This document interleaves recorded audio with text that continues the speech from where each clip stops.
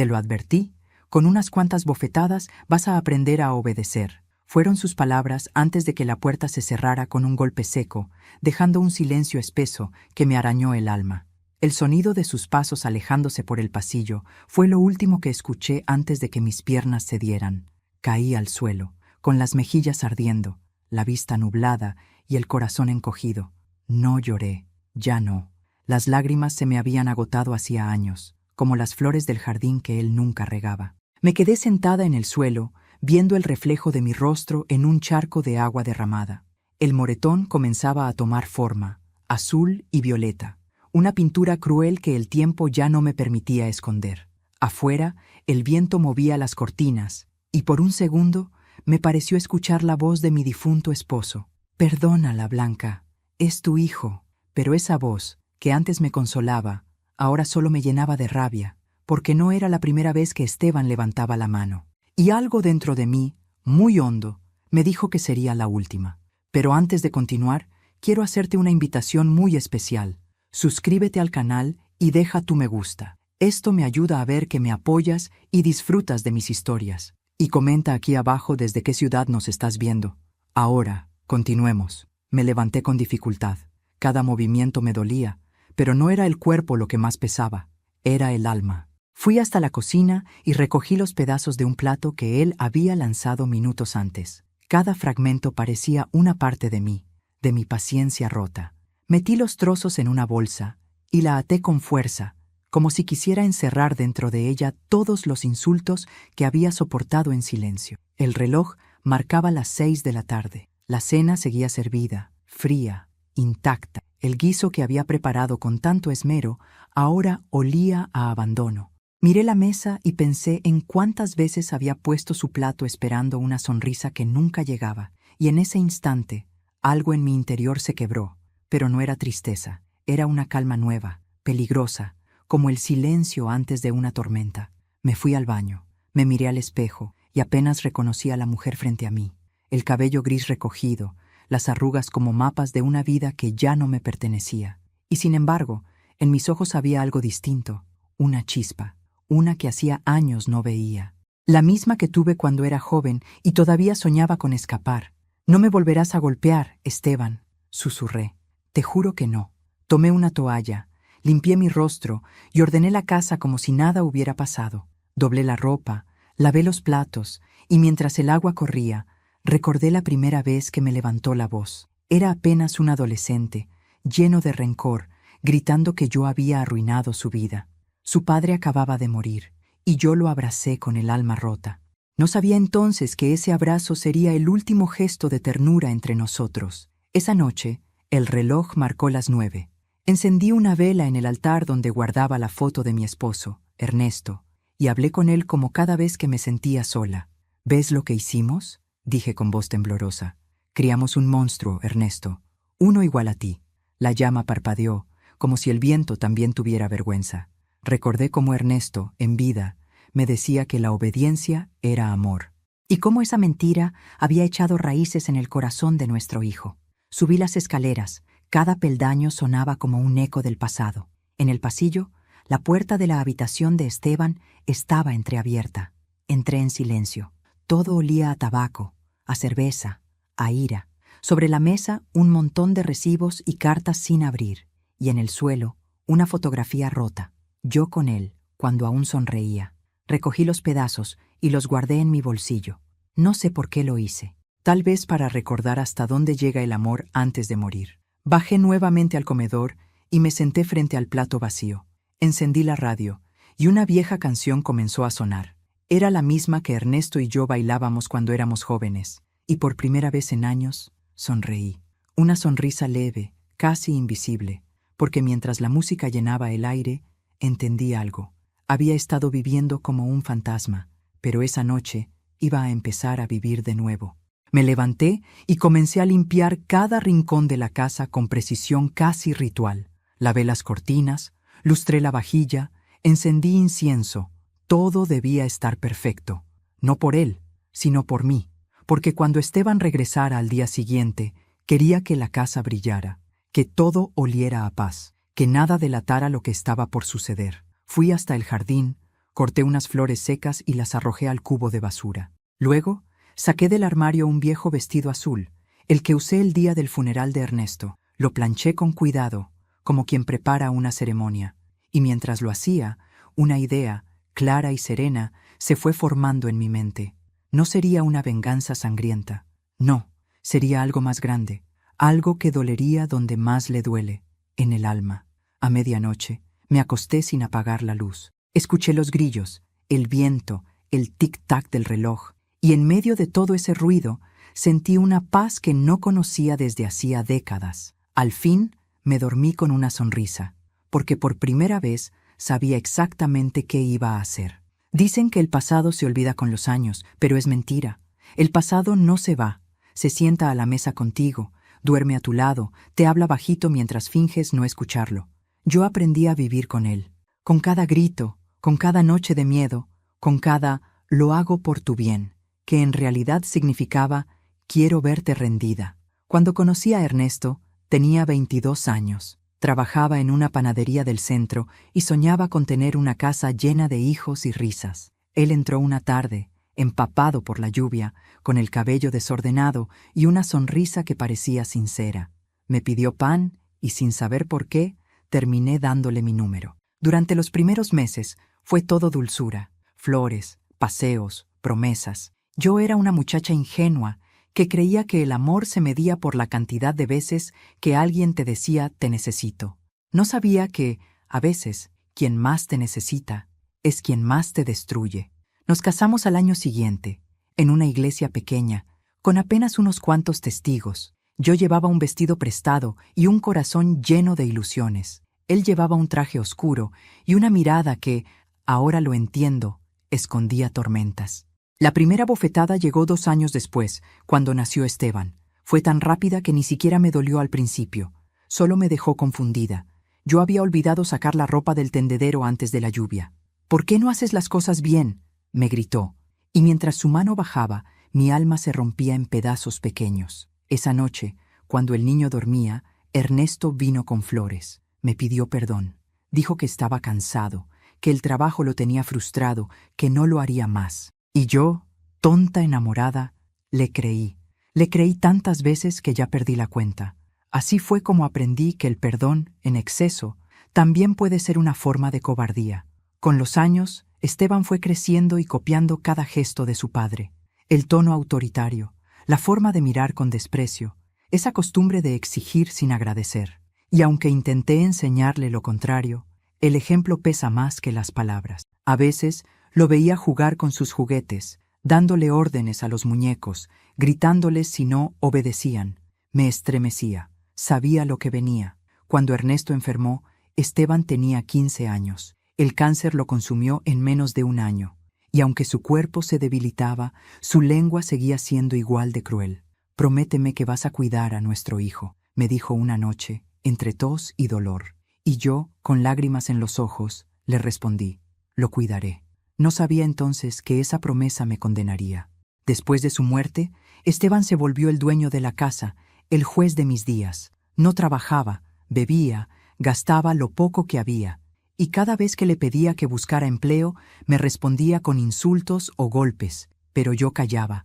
Callé por años, porque cada vez que me miraba con odio, veía los ojos de su padre, y una parte de mí seguía intentando salvarlo. ¡Qué ironía! Intenté salvar al hijo que heredó la furia del hombre que me destruyó. Recuerdo una tarde en particular. Yo estaba limpiando el patio, y Esteban, con apenas 20 años, discutía por dinero. Me arrebató de las manos la billetera y me empujó. Caí contra la pared, y por primera vez vi miedo en sus ojos. No porque temiera haberme lastimado, sino porque se dio cuenta de que me quedé en silencio. No lloré, no grité, y creo que desde ese día empezó a odiarme más. Los hombres como él no soportan el silencio de una mujer. Les recuerda todo lo que no pueden controlar. Pasaron los años. Mi cabello se volvió gris, mis manos se llenaron de arrugas y mis rodillas comenzaron a doler. Pero algo en mí también envejeció distinto. Mi paciencia ya no era infinita. Cada insulto, cada golpe, cada noche de humillación fue llenando un pozo dentro de mí. Un pozo que crecía en silencio, hasta que, de pronto, dejó de ser miedo y se convirtió en otra cosa, en una calma peligrosa. Esa calma me acompañó incluso el día en que descubrí la caja metálica. Estaba guardada en el fondo del armario de Ernesto, dentro de una maleta vieja que yo nunca había abierto. Por curiosidad, levanté la tapa. Dentro había papeles amarillentos, un sobre cerrado con mi nombre y una llave. El sobre decía: abrir solo si algún día decides vivir. Al leer eso, sentí que Ernesto me hablaba desde el más allá.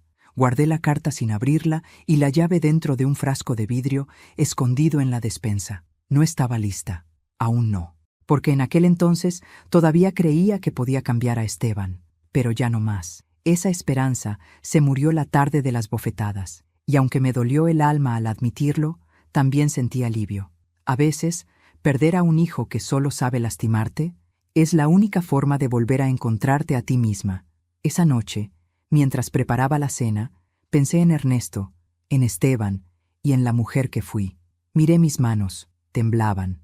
Sí, pero también eran firmes, capaces. El miedo que me había sostenido tantos años empezaba a perder fuerza, y comprendí que la vida me estaba empujando a tomar una decisión. No una venganza impulsiva, sino una justicia lenta, de esas que duelen más que un golpe. Fui hasta la ventana. Afuera, el viento movía las cortinas igual que la noche anterior, pero esta vez no sentí frío, solo determinación.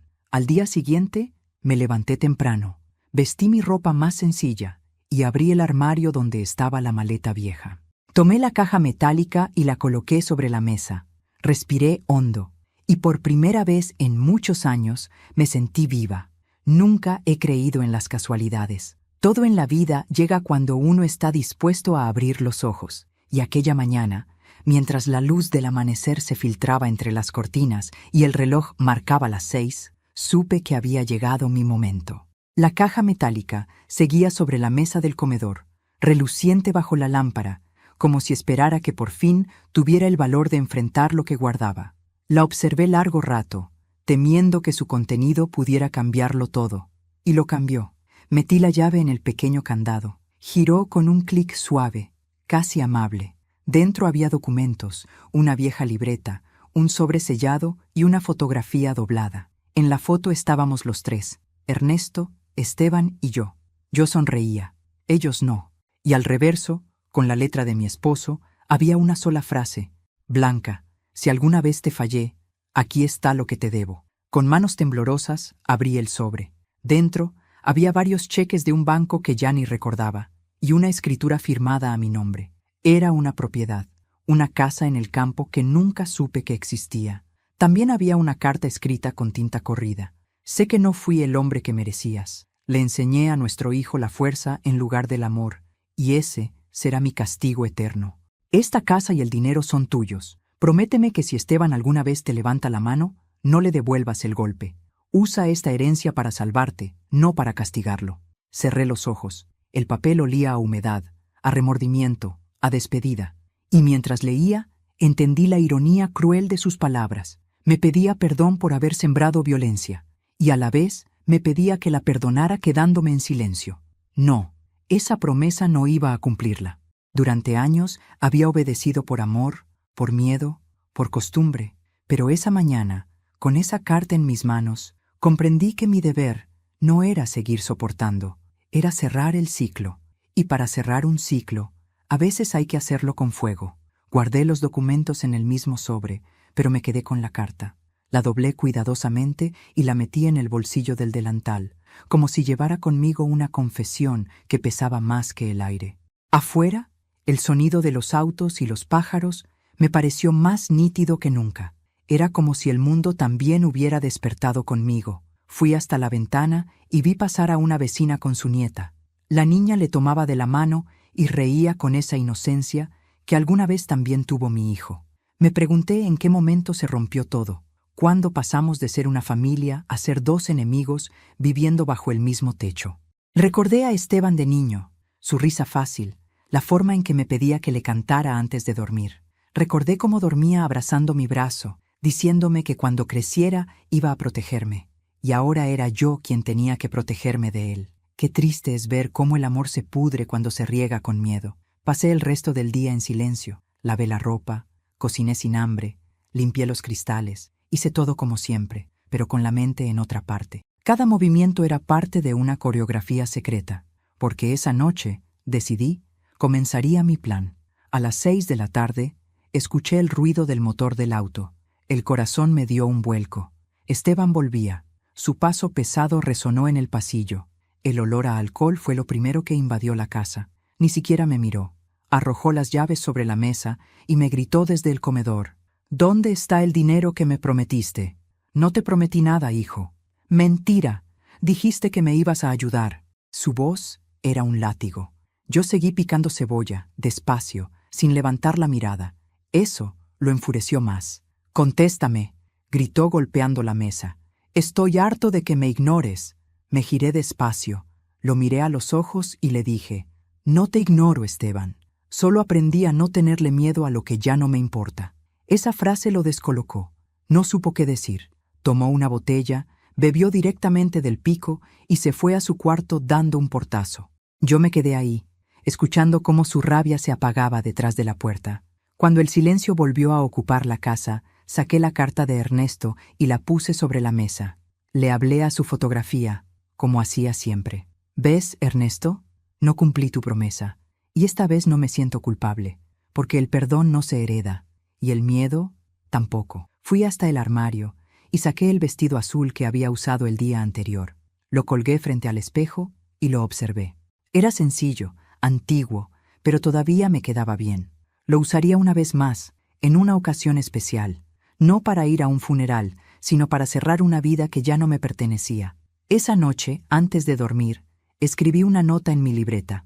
La obediencia me quitó la voz. Ahora el silencio será mi venganza. Apagué la luz y me quedé escuchando los pasos de Esteban en el piso de arriba. Cada ruido me recordaba una herida, pero también una oportunidad. Ya no era una mujer temerosa. Era una madre que había decidido que el amor no siempre significa perdonar. Cuando el reloj marcó medianoche, abrí los ojos y supe que el tiempo del miedo se había terminado. El día siguiente sería el principio del fin, y en mi pecho, por primera vez en mucho tiempo, sentí algo parecido a paz. Dicen que cuando una mujer calla, no siempre es por miedo.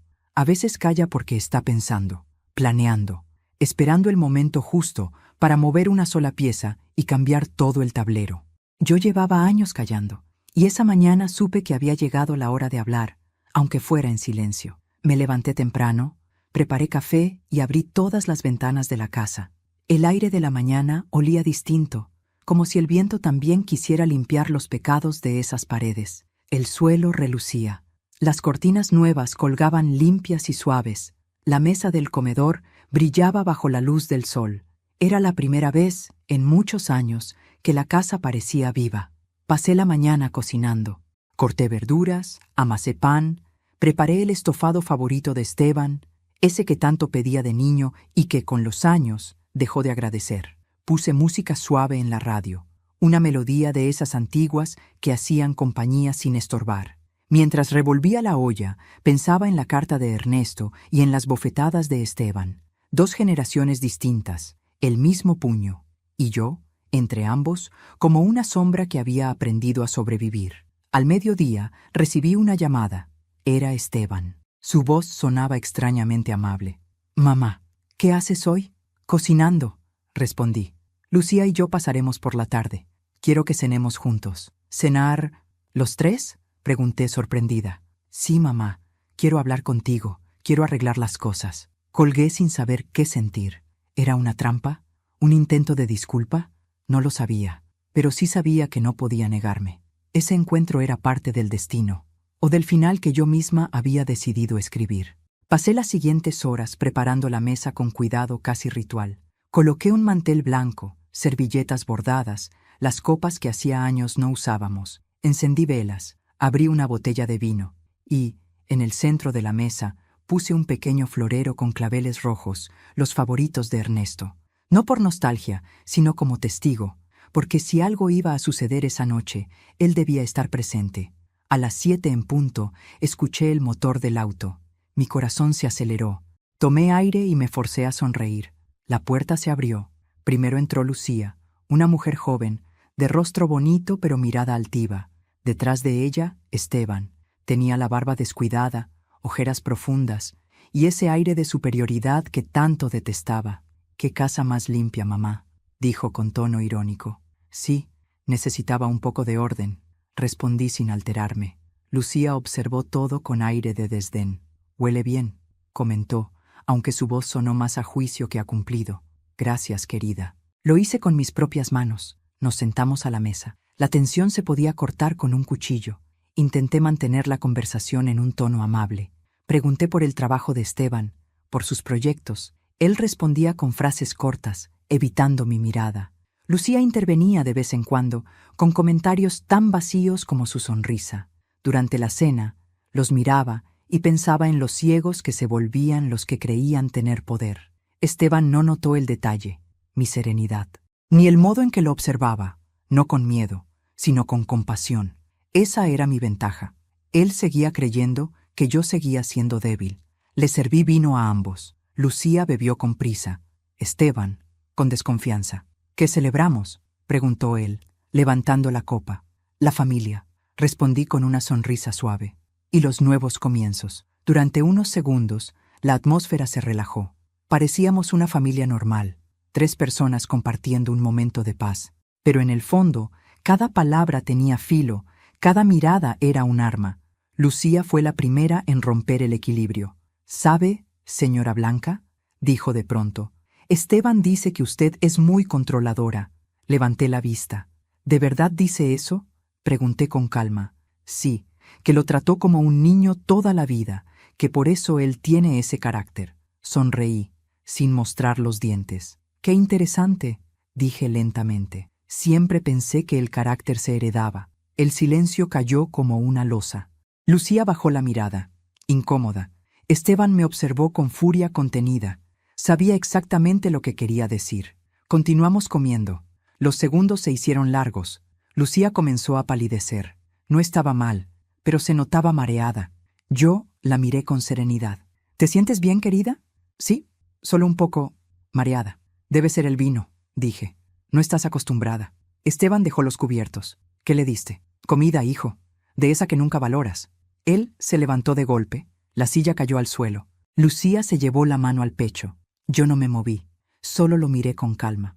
«Siéntate», le dije con tono firme. Y lo sorprendente fue que lo hizo. Por primera vez en años, obedeció.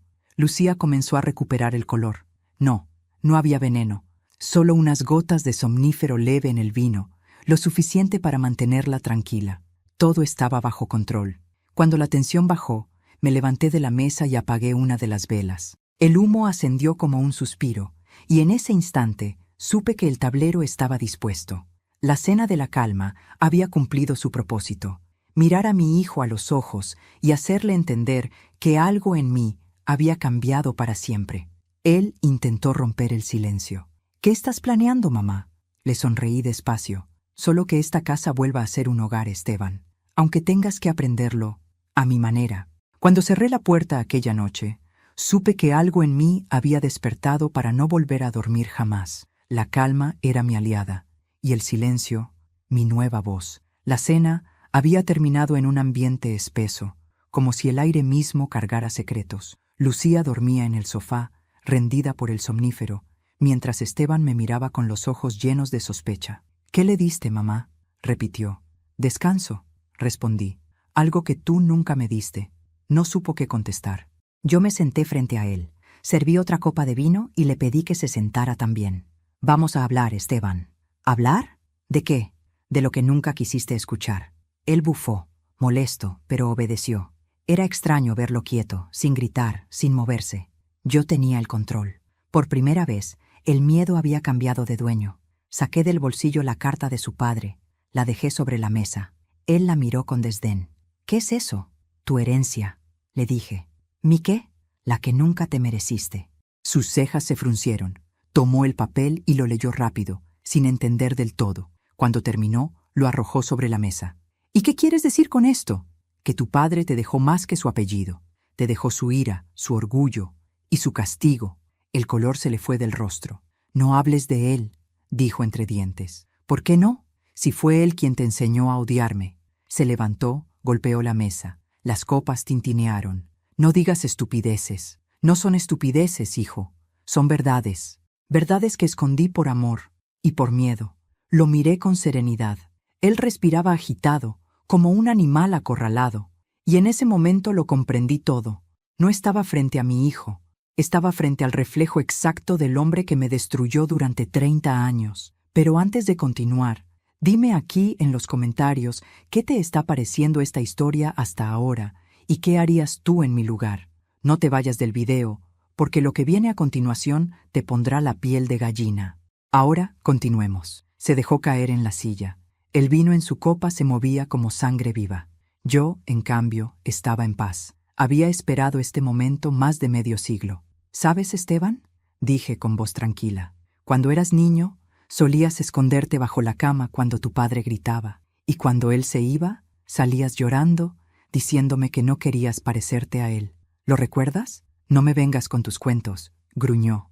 Lo recuerdo bien, continué. Tenías 5 años. Me tomabas de la mano y decías que me protegerías. Y míranos ahora. Tú eres el que golpea y yo la que sangra.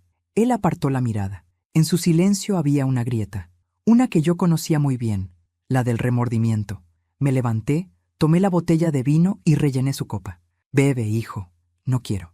Bebe, dije, mirándolo a los ojos. Esta vez no hay veneno, solo verdad. Tomó la copa con mano temblorosa y bebió un trago. Yo me mantuve de pie, detrás de la mesa. ¿Por qué haces esto?, preguntó. Porque ya no tengo nada que perder. Ni miedo, ni juventud, ni amor. Tú me lo quitaste todo. El reloj de pared marcó las 11. Lucía seguía dormida. La casa entera parecía contener la respiración. ¿Y qué piensas hacer, mamá? ¿Matarme?, se burló. Sonreí. No, eso sería fácil. Quiero que vivas. Quiero que sientas lo que yo sentí cada vez que escuché tus pasos, acercándose, sabiendo que venías a herirme. Sus labios se apretaron. Se llevó la mano al rostro, nervioso. ¿Estás loca? No, hijo. Estoy despierta. Saqué del cajón la vieja libreta donde había anotado cada golpe, cada insulto, cada deuda que tuve que pagar para mantenerte. La arrojé frente a él. Ahí está toda tu historia. Y ahora dime, Esteban, ¿quién educó a quién? La abrió, la hojeó. Las páginas estaban llenas de fechas, de palabras que dolían. Por primera vez lo vi sin máscara. Era solo un niño grande, perdido, atrapado en su propia violencia. No quiero leer esto, dijo, empujando la libreta. Claro que no. La verdad siempre quema, pero esta noche la vas a mirar a los ojos, porque yo ya lo hice. Me acerqué despacio, puse mi mano sobre su hombro. Él no se apartó. Su cuerpo temblaba, quizás de culpa, quizás de miedo. No te odio, Esteban, susurré. Él levantó la mirada, sorprendido. Te compadezco, porque serás tú quien viva con el recuerdo de lo que hiciste, y esa será tu condena. Me di la vuelta y apagué la última vela. Solo quedó la penumbra, el olor del vino y el sonido del reloj. Y por primera vez en muchos años supe que el tiempo estaba de mi lado. Esa noche, cuando Esteban se fue a dormir, o fingió hacerlo, la casa quedó sumida en un silencio que no era de paz, sino de espera. La vela se había consumido por completo, y la cera derretida parecía un reloj detenido sobre la mesa. Me quedé allí sentada, mirando las sombras que el fuego había dejado en la pared. Cada sombra tenía una forma, una de Ernesto, otra de Esteban y otra mía, más pequeña, encogida, pero todavía viva. Fui hasta el armario y saqué la caja metálica. La había vuelto a cerrar después de leer la carta, pero esta vez no me temblaron las manos. Sabía que lo que contenía era la llave del final, y quizá el comienzo de algo nuevo. Puse la caja sobre la mesa del comedor, la misma donde, horas antes, mi hijo había bebido vino con resentimiento. Giré la llave y la abrí con un sonido seco, como un suspiro viejo. Dentro, además de los documentos que ya conocía, había algo más. Una libreta pequeña, envuelta en un pañuelo de seda, y una carta, distinta a la anterior, con una frase escrita en la portada. Para Esteban, cuando ya no quede nada que esconder. Me quedé inmóvil. Nunca había visto esa carta antes. La tomé con cuidado, como si fuera una reliquia frágil. No era para mí, era para él, y sin embargo, sabía que debía leerla. Deslicé el papel y comencé a leer. Reconocí la letra de Ernesto, firme, sobria, pero con trazos nerviosos al final. Hijo, Si estás leyendo esto, es porque tu madre decidió contarte la verdad.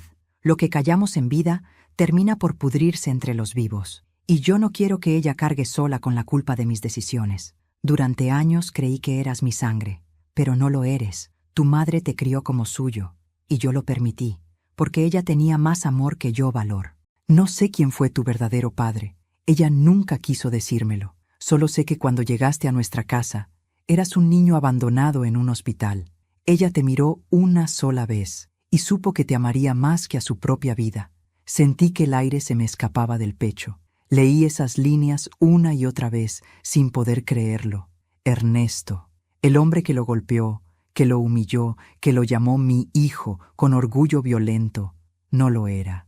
Y yo había guardado ese secreto durante más de 20 años. Cerré los ojos. Las lágrimas que no habían salido en meses comenzaron a brotar, silenciosas, pesadas, no de culpa, sino de cansancio, de cargar sola con una verdad que me había quemado el alma.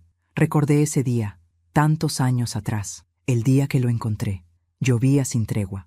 Yo trabajaba en el hospital local, limpiando pasillos, cuando oí un llanto que venía del área de urgencias. Un bebé envuelto en una sábana azul, abandonado en una camilla. Nadie lo reclamó, nadie lo buscó. Y yo, sin poder tener hijos, sentí que Dios me lo enviaba. No pedí permiso, simplemente lo amé. Cuando Ernesto regresó del trabajo, le conté lo que había hecho. Su primera reacción fue furia. Dijo que la gente hablaría, que él no quería criar al hijo de nadie. Pero cuando lo vio dormir en mis brazos, cayó. No porque se enterneciera, sino porque entendió que no podía cambiar lo que ya era mío. Me dijo que si lo mantenía en secreto, lo aceptaría. Y yo acepté su condición.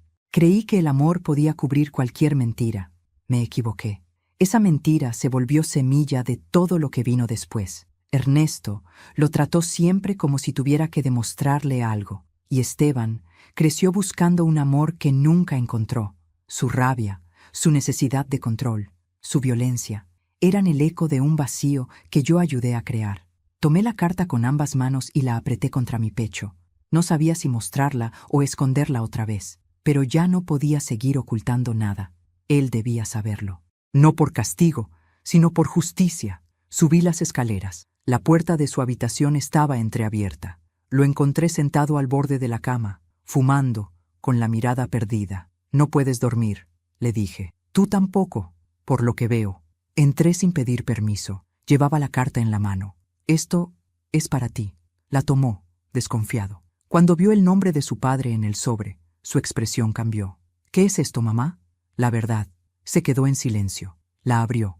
Comenzó a leer. Su respiración cambió. Su rostro se transformó. Primero incredulidad, luego furia, y al final una tristeza que no había visto jamás. «¿Esto es cierto?», preguntó con voz quebrada. Asentí. «¿Y tú lo sabías? Desde el principio.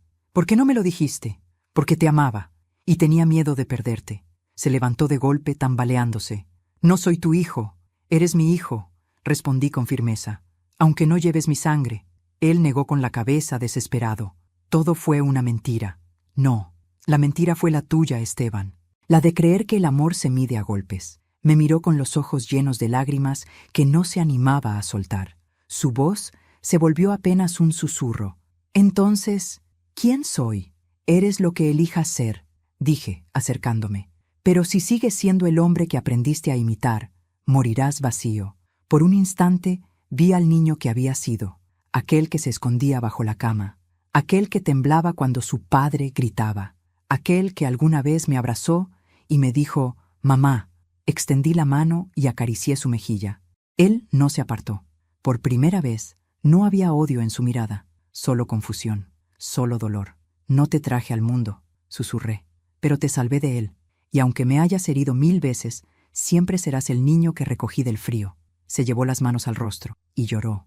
Lloró como no lo había hecho nunca. Y yo, en silencio, lo dejé llorar, porque a veces el llanto es la única forma de limpiar una vida entera. El amanecer llegó gris, como si el cielo aún dudara si debía iluminar una casa donde el amor había muerto tantas veces. No dormí. El silencio pesaba tanto que podía escucharse. Cada rincón parecía contener el eco de lo ocurrido la noche anterior. La carta, la verdad, las lágrimas de Esteban, El aire olía a humedad y ceniza, como si la casa hubiera envejecido conmigo. Pero por primera vez, ese silencio no me asustó. Era un silencio distinto, uno que anunciaba algo, un cierre.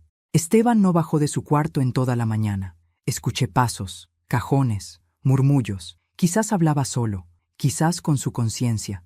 De vez en cuando, el suelo crujía bajo su peso y yo me quedaba quieta, esperando un golpe, un insulto, cualquier cosa familiar. Pero no llegó nada, solo el ruido suave de una puerta que se abría y se cerraba una y otra vez. A media tarde, bajó.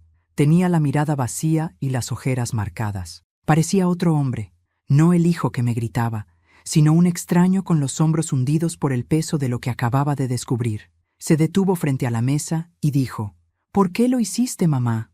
¿Por qué me mentiste tantos años?» Lo miré sin responder al principio. Le ofrecí café. Necesitaba que el aroma calmara la conversación que sabía inevitable. Cuando el vapor se levantó entre los dos, murmuré: «Porque te amaba, y porque no sabía cómo decirte la verdad sin que me odiaras». «¿Y crees que ahora no te odio?», dijo, con una risa amarga. «No lo sé», respondí, «pero ahora al menos te odio con razón». Se llevó las manos al rostro, exhaló con fuerza. «Todo lo que soy fue una mentira». «No, Esteban, eres resultado de una elección. Yo te elegí. Te amé cuando nadie te quería. Te alimenté con lo que tenía. Te defendí incluso de ti mismo. La mentira fue creer que la sangre te hacía más hijo». Él levantó la mirada. Su voz sonó rota. «No sé quién soy. Eso tendrás que descubrirlo tú. Yo ya cumplí mi parte». Hubo silencio. Solo el reloj de pared marcaba el paso del tiempo, lento y cruel. Por la tarde, decidí preparar una cena. No una cualquiera, sino la última que compartiríamos bajo ese techo. La última vez que el pasado nos sentaría a la misma mesa. No sabía si lo hacía por costumbre o por necesidad. Tal vez porque quería cerrar el ciclo con las mismas manos que tantas veces cocinaron con lágrimas. Lavé la vajilla antigua, la de mi boda. Coloqué un mantel limpio, copas de cristal, las velas que nunca encendía. Corté verduras, sazoné carne, preparé pan recién horneado. Y mientras lo hacía, cada movimiento se volvió una despedida, no de él, sino de la mujer que había sido, de la madre obediente, sumisa, rota. Esteban entró a la cocina y me observó en silencio. Su mirada era una mezcla de desconcierto y culpa. «¿Otra vez cocinando?», preguntó. «Sí», sonreí apenas. «Una cena como las de antes. No sé si tengo hambre. No importa. Come por respeto, no por apetito». Lo invité a ayudarme. Me sorprendió cuando lo hizo sin protestar. Peló papas torpemente, trozó pan. A veces nuestras manos se rozaban y se detenían, incómodas, pero no hubo violencia, solo una calma tensa, extraña, una tregua silenciosa. Cuando el reloj marcó las 8, todo estaba listo. Encendí las velas y apagué la luz. El fuego danzaba sobre el mantel como un presagio. Serví 2 copas de vino y lo llamé. Se sentó frente a mí, cabizbajo, con las manos entrelazadas. Levanté mi copa. «Por los comienzos», dije. Él dudó un instante antes de levantar la suya. «Por los finales», susurró. El sonido del cristal al chocar fue débil, como si las copas también temieran quebrarse. Bebí un sorbo y lo observé. Sus ojos estaban húmedos. Tenía la mirada de un niño perdido, de alguien que no sabe cómo pedir perdón. «No hay veneno en este vino, Esteban», dije, rompiendo el silencio. «¿Y por qué habría de haberlo?», preguntó con un dejo de ironía. «Porque si alguien tuviera motivos para matarte, sería yo». No respondió, solo tragó saliva. «No planeé matarte, hijo», continué. «Mi venganza no necesitaba sangre, solo necesitaba que vieras quién eres, y lo estás viendo». «No sé cómo vivir con esto», dijo al fin. «Entonces empieza por no destruir, empieza por no repetir». Me levanté, caminé hasta el aparador y tomé algo envuelto en una tela. Lo coloqué sobre la mesa. «¿Qué es eso?», preguntó. «Un recuerdo. ¿Del pasado?». «De tu padre». Desenvolví la tela. Dentro había una vieja grabadora. Presioné play, y su voz, la de Ernesto, llenó la habitación. «Blanca, si estás escuchando esto, significa que ya no estoy. Hijo, si alguna vez oyes mi voz, quiero que entiendas algo. No hay golpe que se dé sin miedo. Yo golpeaba porque temía no ser suficiente. Temía que el mundo se riera de mí. Y lo peor es que te enseñé a temer igual. No dejes que el miedo te convierta en mí». La cinta se detuvo con un clic. El silencio posterior fue más fuerte que las palabras. Esteban bajó la cabeza. Yo me limité a observarlo. Las velas se consumían lentamente. ¿Qué quiso decir con eso?, preguntó. Que el castigo más grande es mirarte en el espejo y ver al hombre que juraste no ser. Él asintió, con lágrimas que esta vez no contuvo. Se cubrió el rostro y comenzó a llorar. No un llanto violento, sino uno cansado, viejo. El llanto de un hombre que por fin se reconoce. Me acerqué despacio, puse una mano sobre su hombro. No te odio, Esteban. Nunca te odié. Te tuve miedo. Y eso, en una madre, es peor que el odio. Él levantó la vista. Su voz temblaba. ¿Y ahora? Ahora ya no tengo miedo. ¿Y tú? Tendrás que aprender a vivir con el tuyo. Me senté a su lado. Saqué del bolsillo la carta de Ernesto y la puse sobre la mesa, junto a la grabadora. Aquí tienes tu herencia, dije.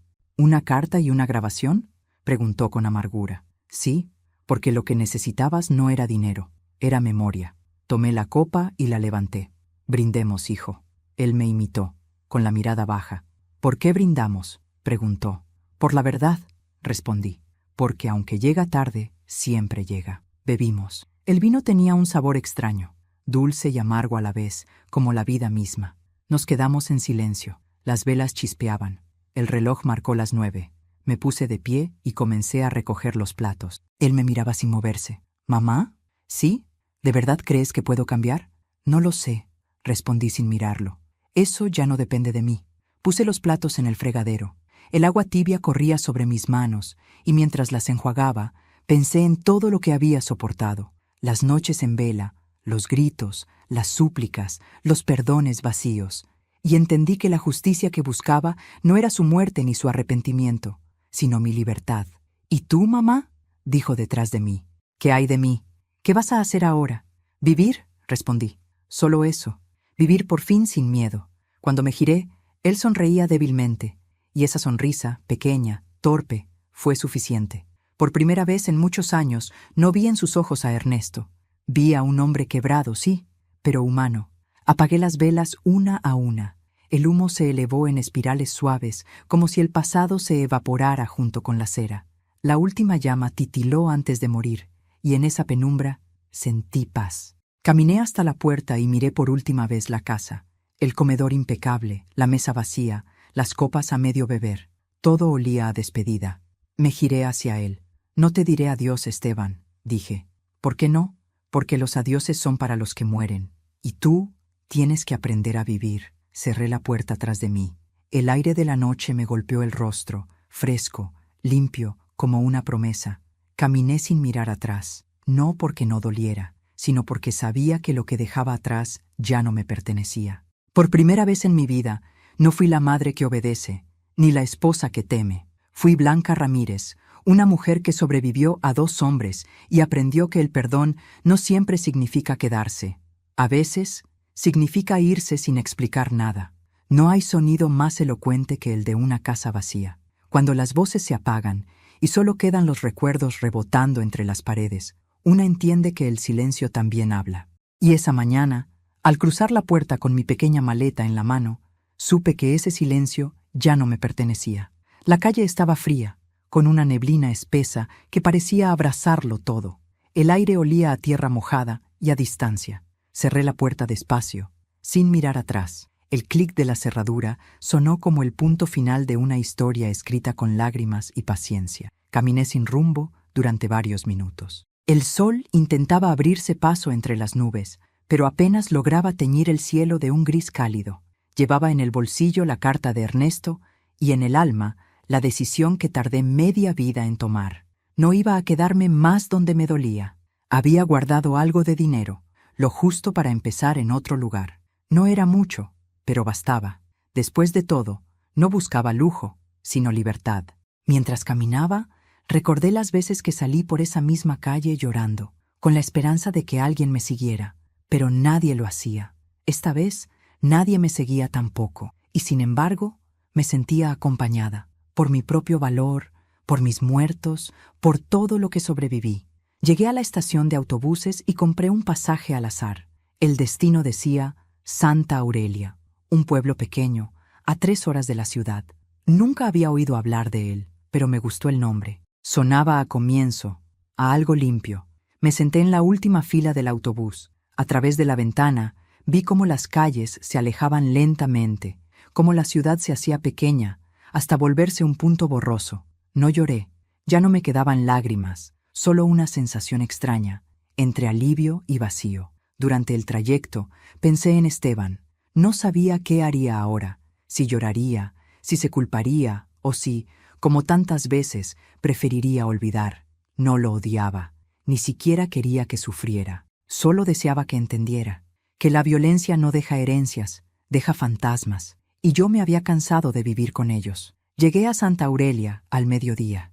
Era un pueblo detenido en el tiempo, calles empedradas, casas con balcones antiguos, olor a pan recién hecho. Me recordó un poco a mi infancia, cuando todo parecía posible. Renté una habitación en una pensión pequeña, atendida por una mujer llamada Teresa. Tenía la sonrisa amable de quien también había llorado demasiado. ¿Viene de lejos?, me preguntó mientras me entregaba la llave. De más lejos de lo que parece, respondí. Ella no insistió. A veces las heridas se reconocen en silencio. El cuarto era sencillo: una cama, una mesa, una ventana que daba a un jardín con flores amarillas. Dejé la maleta sobre la cama y me quedé mirando el paisaje. Por primera vez en muchos años, no tenía a nadie esperando detrás de una puerta. Nadie que me gritara, nadie que me ordenara, nadie que me necesitara. Era extraño, casi doloroso, pero también hermoso.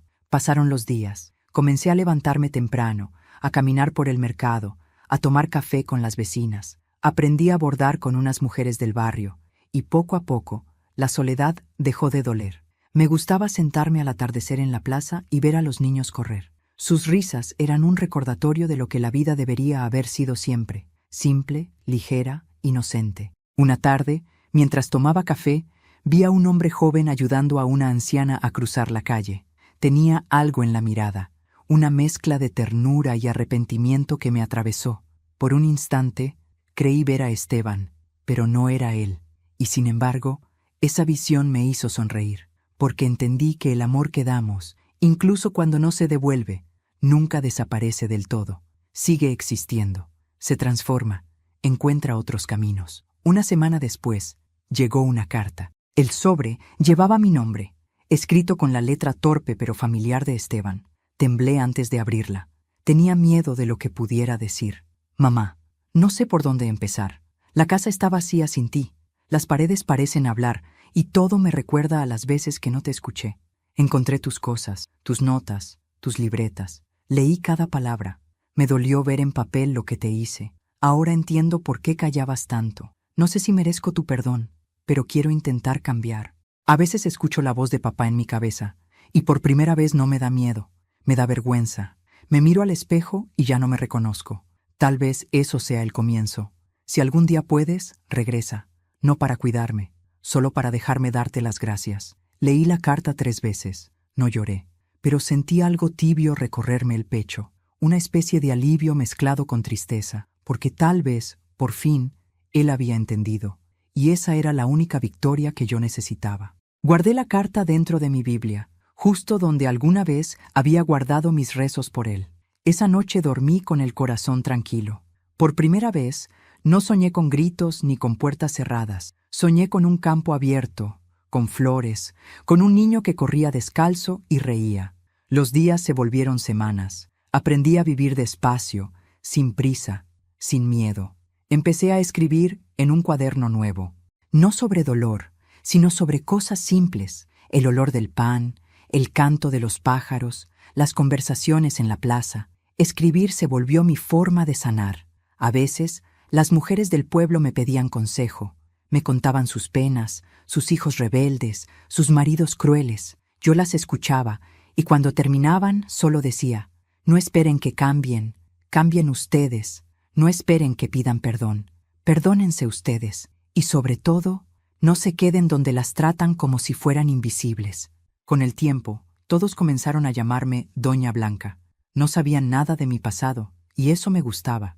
Aquí, nadie me veía como la madre que fue golpeada, ni la esposa humillada. Solo me veían como una mujer que había aprendido a vivir en paz. Un año después, una mañana de enero, regresé a la ciudad, no para quedarme, sino para cerrar un capítulo que aún estaba abierto. Llevaba flores en las manos. Fui al cementerio. Busqué la tumba de Ernesto. Estaba cubierta de maleza. Me arrodillé, limpié la lápida con las manos y dejé las flores. No te guardo rencor, le dije en voz baja. Gracias por dejarme la fuerza para sobrevivirte. Tu herencia fue el miedo, pero aprendí a convertirlo en valor. Luego caminé hacia la vieja casa. La puerta estaba entreabierta. Entré despacio. Todo estaba en silencio.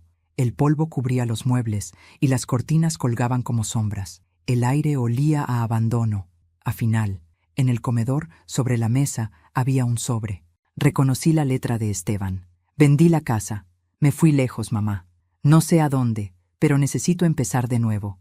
Gracias por no rendirte conmigo, aunque no lo merecía. Si algún día paso por Santa Aurelia, te buscaré.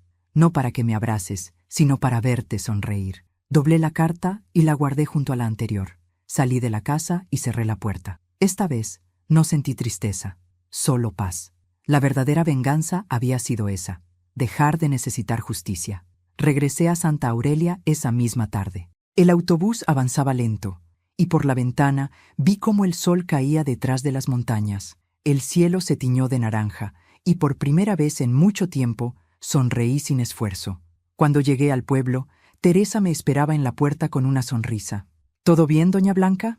Sí, hija, todo en su lugar. Esa noche, antes de dormir, me miré al espejo. Había canas nuevas, arrugas más profundas, pero mis ojos tenían brillo. El brillo de quien sobrevivió al infierno y decidió quedarse en la vida. Apagué la luz y me recosté. El viento movía las cortinas y el sonido del jardín entraba por la ventana. Cerré los ojos y pensé. Al final, la casa vacía no era la de ladrillos, era la que llevaba dentro, y hoy, por fin, la he llenado de paz. Hoy, cuando miro hacia atrás, no me reconozco en aquella mujer que temblaba al oír una puerta cerrarse, la que confundía el miedo con amor, la obediencia con respeto. Esa mujer murió el día que decidió caminar sin mirar atrás, y en su lugar nació otra, una que aprendió que la dignidad no se mendiga, se recupera. Durante años me pregunté por qué la vida me había dado tanto dolor.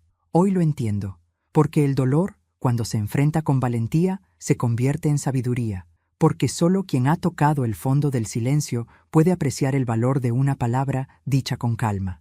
A veces la gente me pregunta si perdoné a mi hijo, y siempre respondo lo mismo: no lo perdoné, lo comprendí. El perdón no siempre significa volver. A veces perdonar es soltar sin odio y seguir viviendo sin miedo. Si tú, que estás escuchando mi historia, has sentido que tu voz no vale, que tus lágrimas no importan, o que te acostumbraste a ser invisible, quiero que recuerdes algo. Nadie puede quitarte la fuerza que nace de decir basta. El silencio que usaron para humillarte puede ser el mismo que uses para reconstruirte. Y antes de irme, quiero invitarte a algo. Si esta historia te tocó el corazón, suscríbete al canal, deja tu me gusta y cuéntame en los comentarios desde qué ciudad nos estás viendo. Tu historia también importa, y quizás alguien, en algún lugar, necesita escucharla. Porque al final, todas las casas vacías pueden volver a llenarse si dentro de nosotros aún vive la esperanza.